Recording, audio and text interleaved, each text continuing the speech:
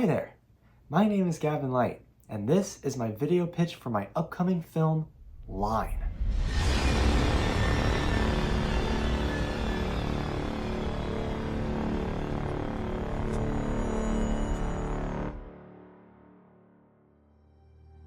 The story of Line follows a man named Michael McNeil who wants to find his brother Jonah after he immediately turns up missing when Michael returns home from college. After several months of trying to look for Jonah, he all of a sudden appears in the middle of town, just standing in front of and staring at this wall.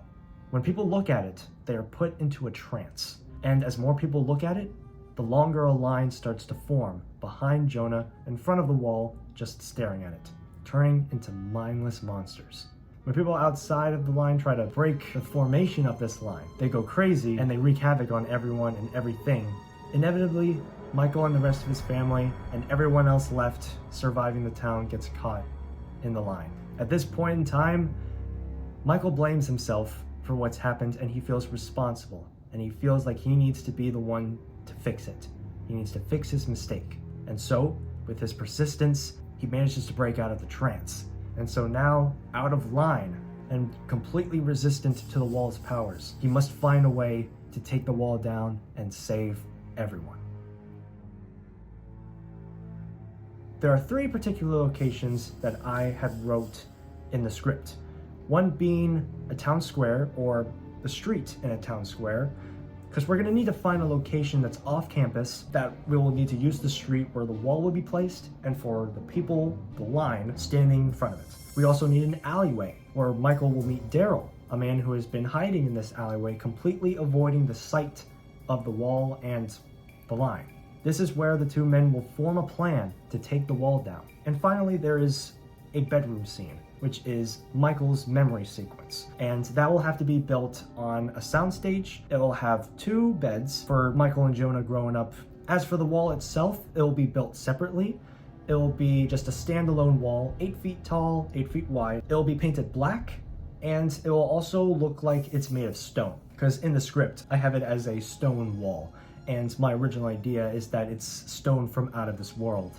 As for the people following the wall though, the line, my idea is to have them look like monsters. As described in the script, they have like long fingers, they have long claws, they have very sharp teeth, they have lines that are like almost like drooling upwards. Some are forming a smile to their ears, or tears that are going up to their foreheads, like upside down. My original idea was to have them as smoke, because that would obviously have to be something for like a visual effect, but that might actually be used for their lifeless silver eyes. Now, contacts might usually work for this type of film, but I don't really want to put 15 or 20 so people just to have contacts in their eyes, and that's including our main characters. So I think it'd be easier if I used a visual effect in post to have their eyes look lifeless and silver, which someone else could also take that role as a visual effects artist and use After Effects or any kind of program to make their eyes look inhuman. But otherwise, we don't have to do all those things I described for them. All that matters is if I can make the actors act the way I want them to. You don't have to put too much makeup or visual effects on them to make them look scary. When it comes to inspiration for being a director, at first I didn't really think I had any. But now as I think of it, 3 directors do come to mind. One of them being Zach Cregger, the writer and director of Barbarian, and very recently, Weapons. Especially right now, in a generation of filmmaking where there's lots of sequels and remakes and adaptations, Zach Cregger's movies, I feel like, are very remarkable for being original horror stories, like not really based from anything, but I feel like those truly stand out as being straight up original, and that inspires me to take advantage of my own original ideas. My next director that I take inspiration from is Mike Flanagan, who has very recently done The Life of Chuck and has also made Dr. Sleep and shows such as The Haunting of Hill House. Now, the thing about Mike Flanagan is that not only is he the director of his movies, he's also the writer and editor of those movies. In my personal opinion, I feel like the director should always be the writer and editor, because the director is the creative force of the production of the film.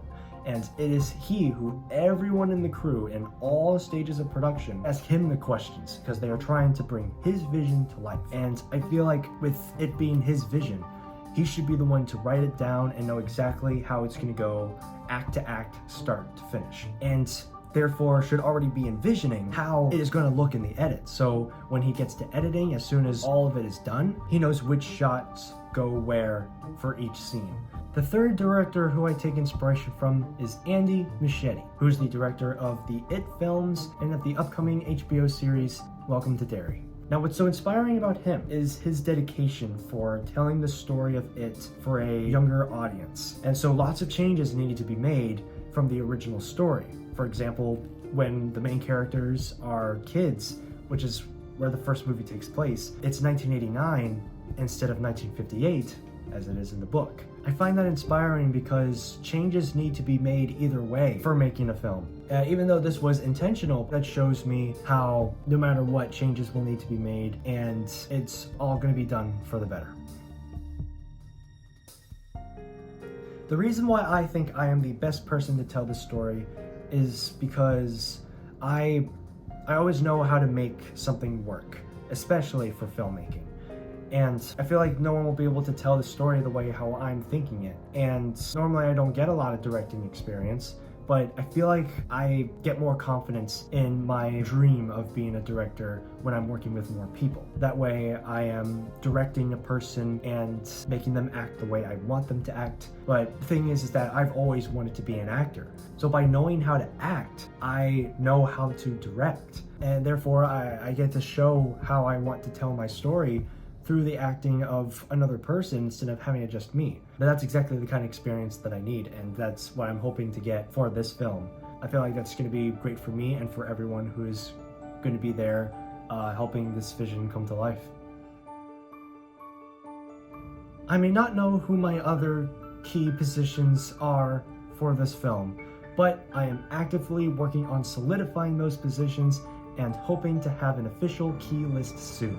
Now, if this script ends up being chosen to be produced in advanced production this December, this will be the most professionally produced film I've ever directed, as compared to years of making homemade movies in the past. I cannot wait to have this experience because it is a huge step out of my comfort zone, and if this works and we get it completely filmed and it gets to be edited the way how I am thinking, or we just have a great production overall, it will kind of give me that glimpse, that glimmer of realization that this could be what my life will be looking like. And that's so exciting to think about.